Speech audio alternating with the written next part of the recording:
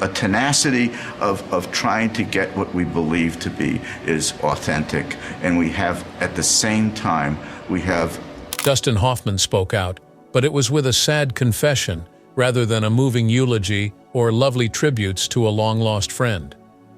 His prolonged silence had come at a cost. Gene Hackman had departed, carrying with him the unresolved tensions, misconceptions, and secrets that had festered for far too long. From their tumultuous beginnings in New York to their triumphant Hollywood years, their lives unfolded in tandem, yet they never actually stood shoulder to shoulder. They weren't just two individuals entangled in a brutal profession where sentimentality had no place. They shared neither camaraderie nor rivalry. On top of that, now that it was finished, Hoffman revealed something that could surprise everyone. Once upon a time in Hollywood, there were two names that were universally revered: Dustin Hoffman and Gene Hackman. Still, one thing was certain: Hoffman kept quiet about Hackman for decades. Even when they were both at the height of their careers in Hollywood, there remained an unexplainable gap between them, a quiet that persisted for so long that it became a mystery, even though they were both from the same background and had endured the difficult early days of their careers in entertainment. While Hoffman frequently discussed older performers like Leonardo DiCaprio and Jack Nicholson, he hardly ever brought up Gene Hackman. A location where rumors may spread faster than facts, Hollywood is full with unseen tales. A number of speculations were generated for a long time by Hoffman's lack of statement regarding Hackman. Did they have a serious argument, or did they just stop communicating a long time ago? Did the two ex-friends harbor any hidden animosity against one another? We will never know the answer. Hoffman still didn't say a word when Hackman chose to withdraw from Hollywood and live a secluded life in 2004. In interviews, Gene Hackman's name was never once mentioned, and there was no indication of congratulations or sharing of sentiments. Hoffman consistently sidestepped questions from reporters who sought to find out. Everyone observed his peculiar reaction when they brought up Hackman. He could go on and on about the making of Rain Man or The Graduate, but when the matter came up, all he did was grin and shift the conversation. Regarding Hackman, he also failed to bring up Hoffman. That wasn't too out of the ordinary for Hackman, though. He was an introvert who despised the limelight and wanted a life away from the limelight. The lack of speech from Hoffman, who was otherwise a very gregarious and engaging individual, raised serious concerns. The 2004 comedy Welcome to Mooseport, in which Hackman appeared, bombed at the box office. Nobody thought that would be his final film role. Hackman vanished without a trace. There was no formal retirement announcement, no massive news conference, and no heartfelt address to the crowd. He abruptly departed from Hollywood and never came back. The only thing anyone knew was that he and his wife Betsy Arakawa had uprooted to Santa Fe, New Mexico in search of a simpler life. Every now and again, the newspaper would run a couple paparazzi images of Hackman doing things like riding his bike or going shopping. Fans would ask, "How is Gene Hackman now?" But neither he nor Dustin Hoffman would address the question. A lot of time happened. There was still no sound. The general public came to terms with the possibility that the two were simply two long-lost co-workers and nothing more. However, the world was taken aback by the news of Gene Hackman.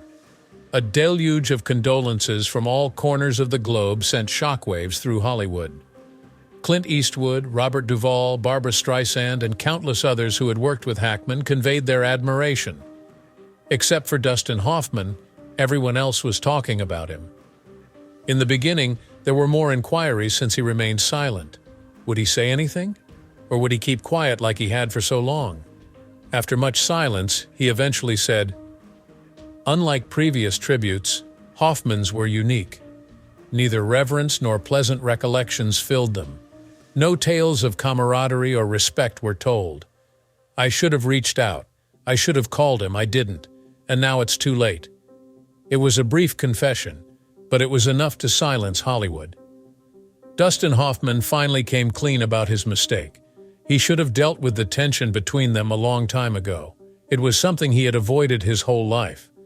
But at this point, it would have been futile. It wasn't only a matter of time or their hectic schedules. Precisely what transpired between them remains a mystery. There was something more profound at work here, an unhealed hurt. Even when Dustin Hoffman spoke up, he was unable to alter the situation. His years of quiet were evidence enough.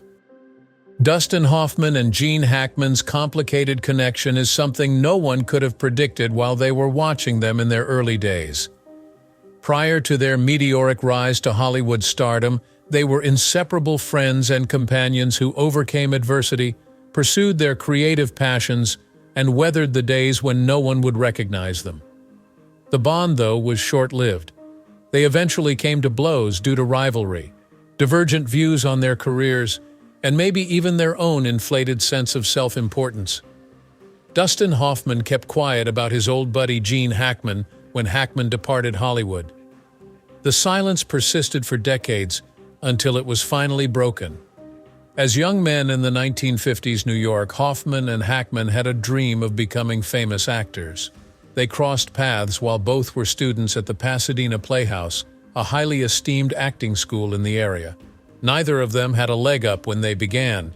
Neither came from a privileged background, nor did they have influential business ties. Hoffman was frequently underappreciated due to his little stature and unconventional Hollywood chic features.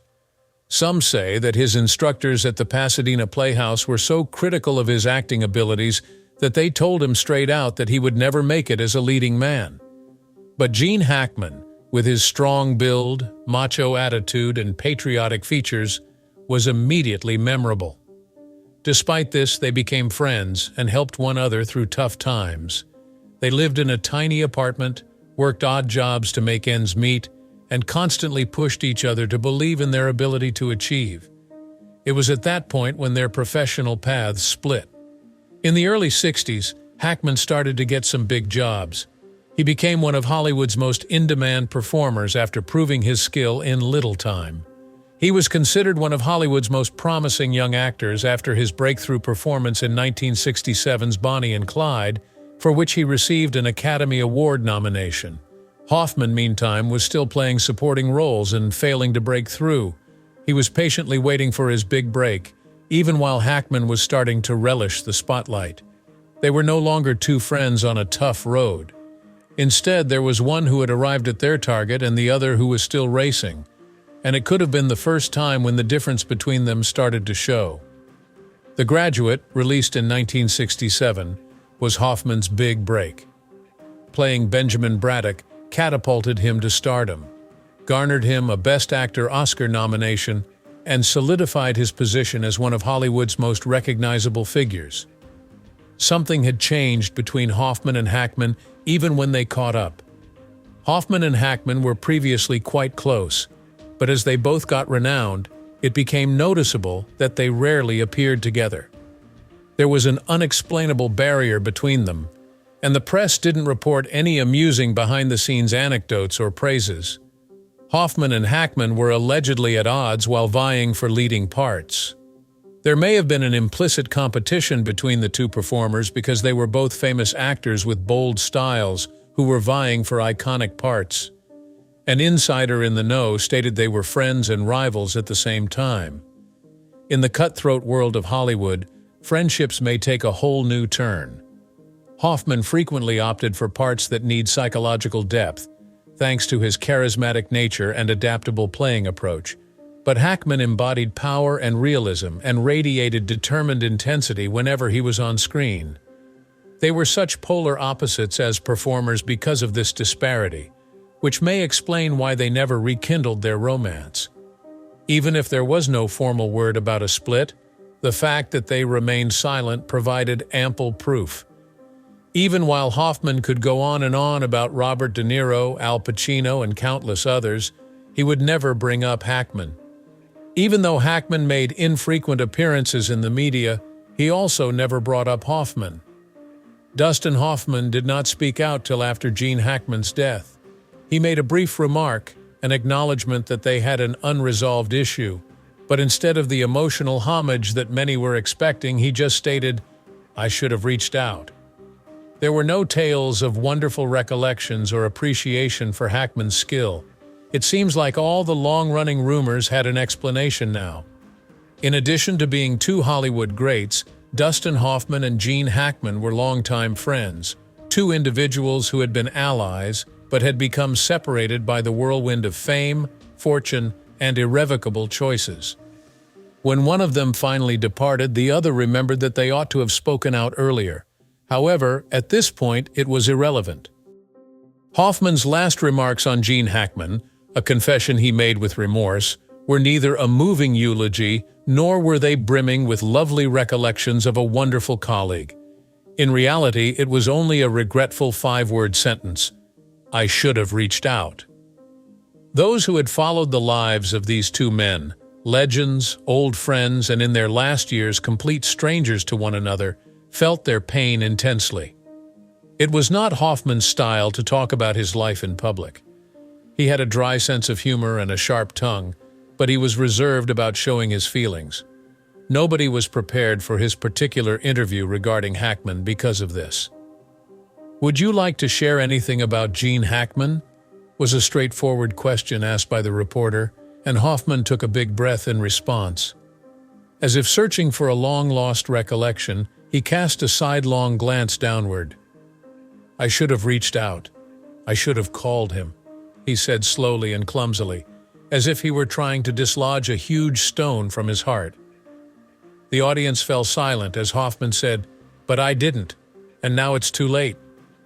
His comments carried an air of genuine, irreparable remorse, and the gravity of the situation became apparent. Hoffman finally came clean about the fact that he and Hackman had more than a casual physical barrier between them. There were unresolved problems, damaged sentiments, and misconceptions. Hoffman and Hackman weren't the kind to flaunt their feelings. They were both unyielding and proud people who hated dwelling on the past. They started out as buddies, turned into adversaries, and are now completely unrelated. When asked why Hackman left Hollywood, Hoffman said it wasn't because he wanted a quiet life or was getting on in years. Gene wasn't only elderly when he departed, he was exhausted from dealing with everyone and everything in the profession. There was a great deal of conjecture about this statement. Were Hackman's professional setbacks and the profound pains he'd felt working in this cruel industry the driving forces behind his decision to go away? Following Hoffman's interview, the most common inquiry was, why didn't he give us a call? Despite his busy career, Hoffman kept in touch with several of his former co-workers, including Robert De Niro, Al Pacino, Jon Voight, and many more. However, Gene Hackman stood out. Hoffman had innumerable chances to give Hackman a call over the years, a birthday call, a Christmas message, and a word of worry when he found out that Hackman had relocated to Santa Fe to lead a peaceful life with Betsy Arakawa. However, Hoffman took no action. He believed that time would never run out. He believed that Hackman would be available at all times, and that he could just knock on his door whenever he wanted to chat. But the passage of time is unpredictable, and Hoffman's remorse persisted throughout his life once he learned it was too late. Because we all have unfinished relationships with individuals we believed would be there forever, but who all too often let us down, Hoffman's revelation moved many. Did it make Hackman feel bad? Hoffman knew, but no one else did. Even in his twilight years, he could feel remorse. "If I could go back in time, I would call him. I would tell him, I don't even know what I would say, but I would call." There was no need for an apology or an explanation. A simple phone call might do the trick at times. Ironically, Dustin Hoffman remained silent. As he stood under the spotlights of the cameras, he was overcome with an irrevocable sense of sadness. Hollywood has the power to elevate regular individuals to legendary status, but it also has the potential to isolate legendary personalities. The glitz and glamour of the red carpet isn't permanent, and as it fades, many celebrities mourn the loss of loved ones and genuine relationships with the outside world. Despite their fame, Dustin Hoffman and Gene Hackman were never a true team. Despite coming to Hollywood from various directions, they found themselves in a conflict they had no desire to be in. Fame can be established and destroyed in the flash of an eye in Hollywood, which is both a city that honors brilliance and a violent battleground. In addition to vying for every part, actors also face intense competition to stay popular. They weren't complete strangers when Hackman and Hoffman began their careers. Originally from New York, they both had to deal with little gigs, frustrating auditions, and tough days trying to pay rent. But eventually, they went in different directions. Hackman rose to prominence in Hollywood quite rapidly. His 1971 Oscar-winning film The French Connection cemented his position as a leading man. His status as one of the all-time great performers was further solidified by subsequent films like Superman, Unforgiven, and The Conversation. At the same time, Hoffman failed for a longer period of time. His breakthrough came with 1967's The Graduate. However, Hoffman's incessant need to prove himself persisted even after he achieved stardom. Hackman, with his rough, powerful personality, was the polar opposite of him, and he felt like an outcast in a Hollywood full of gorgeous macho performers. Was Hollywood's intention to pit them against one another from the start? Despite the many parallels between their occupations, Hackman and Hoffman couldn't have been more opposite in personality. When he spoke his thoughts, Hackman wasn't afraid to be direct and even a little harsh. Hoffman was very concerned about appearing to be competent, and he never stopped pushing himself to his limits. While Hackman appeared to have an innate talent for acting, Hoffman had to work tirelessly to keep his job. A hidden but ferociously competitive rivalry between them was unavoidably sparked by this. Despite being friends, Hackman and Hoffman never really stood together. Hoffman once observed in an interview, "Hollywood is not a place for friendships, it's a place where you survive." Maybe that's why. Keeping their jobs in a harsh business was keeping them too busy. The fact that many Hollywood greats spend their golden years alone is a tragedy. Without saying goodbye formally, Hackman departed Hollywood in 2004. After deciding to live a low-key life in Santa Fe with his wife Betsy Arakawa, he faded from public view. Hackman was reportedly someone who disliked the bustle of Hollywood, according to his co-workers. However, was he genuinely choosing to leave a business that sapped his energies, or was it just the only option available to him? Although he has made fewer appearances in recent years, Dustin Hoffman is still very much involved with the film business. His circle of acquaintances has shrunk, and he no longer receives offers of major projects. Even though Hackman was one of the all-time greats in Hollywood, how many people paid him any mind when he retired from the spotlight? Quickly after the announcement of Hackman's death, condolences began to pour in from all corners of the globe. However, he was bereft of his Hollywood connections in his latter years. It looked as though nobody remembered him or paid him any attention. He was noticeably absent from prominent award ceremonies and had no special honors. In addition to being a tale of two long-lost pals, Hackman and Hoffman's story reflects the brutality of the Hollywood industry. It was here that they gained fame, fortune, and notoriety, but it was also here that they lost what mattered most to them. After a lifetime of developing memorable characters, Gene Hackman was left with nothing but solitude after the credits rolled. Neither was Dustin Hoffman any better. His statement, "I should have reached out," revealed not just Hackman's sorrow but also his late realization of how alone he felt.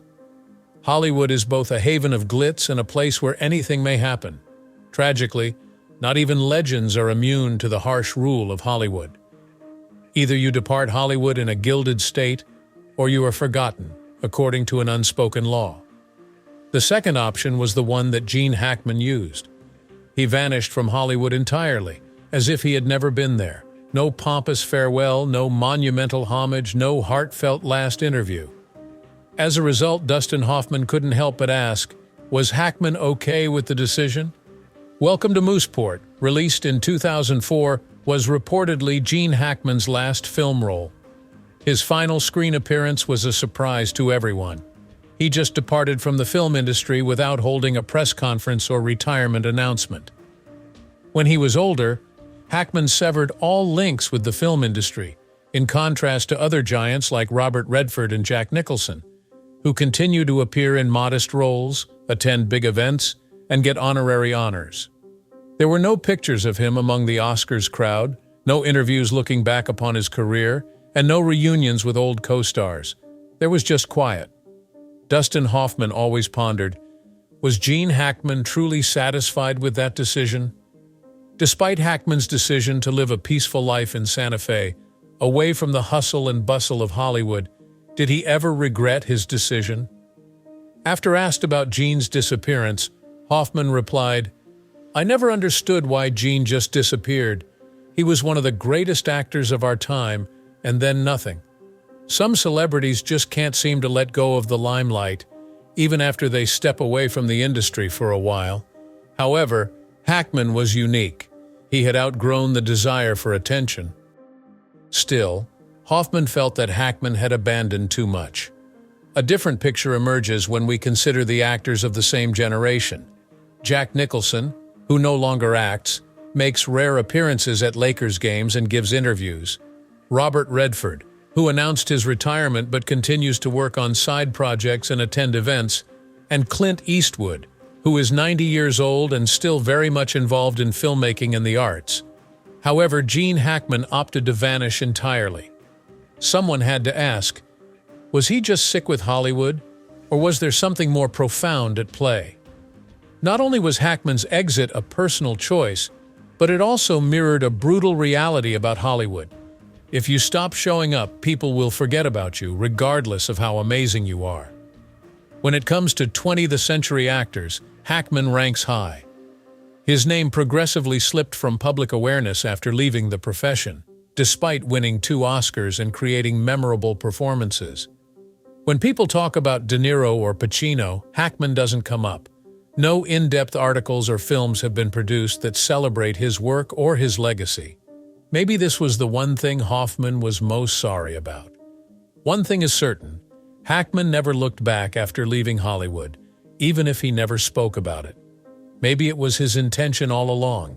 Maybe he intended to end his creative life on a high note by not trying to go back or show any signals that he wanted to be famous again. However, Dustin Hoffman and many who respected Hackman still felt a hole that was difficult to fill after that choice. For the simple reason that when a legendary figure vanishes from public view, we may find ourselves asking if they truly departed, or whether we were complicit in their demise. Dustin Hoffman spoke the words that had been needed for a long time, but they were unable to alter what had already happened. No amount of trying to rectify past mistakes or recall a missed phone call from years ago would have been possible if they could only turn back the hands of time. The death of Gene Hackman was felt by the whole entertainment industry, as it signified the passing of a golden age in which actors truly embodied their roles. If you're looking for an actor who never aspired to stardom, go no farther than Gene Hackman. His sole concentration was on playing complex characters and convincing audiences that he was the character. And thus, one of the most legendary performers in Hollywood's history had to depart. Hoffman couldn't conceal the remorse in his voice when he chose to speak out against Hackman. "I should have reached out," he said during an interview with a prominent publication. "I should have called him, but I didn't, and now it's too late." Hoffman, who had worked with many luminaries who could convincingly inhabit any role, suddenly felt nothing but sorrow. "My deepest condolences go out to Gene Hackman's family and friends on the loss of their beloved friend, as well as on the years of estrangement that prevented them from mending their once close friendship."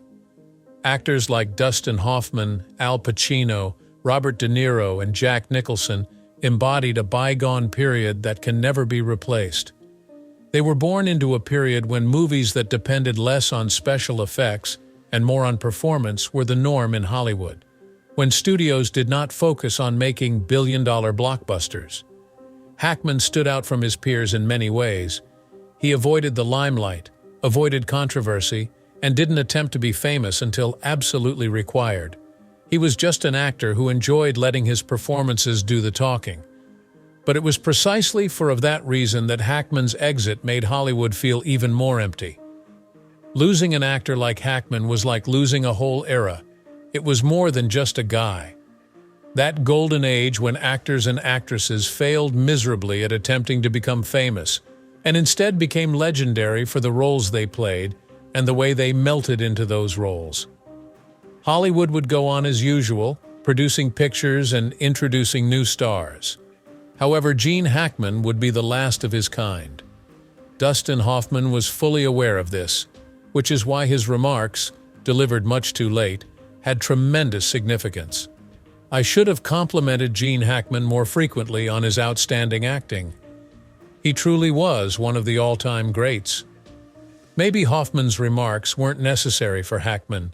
Maybe he was content with his secluded existence in Santa Fe, far from the attention and drama of Hollywood. The key, though, was that Hollywood should have said it.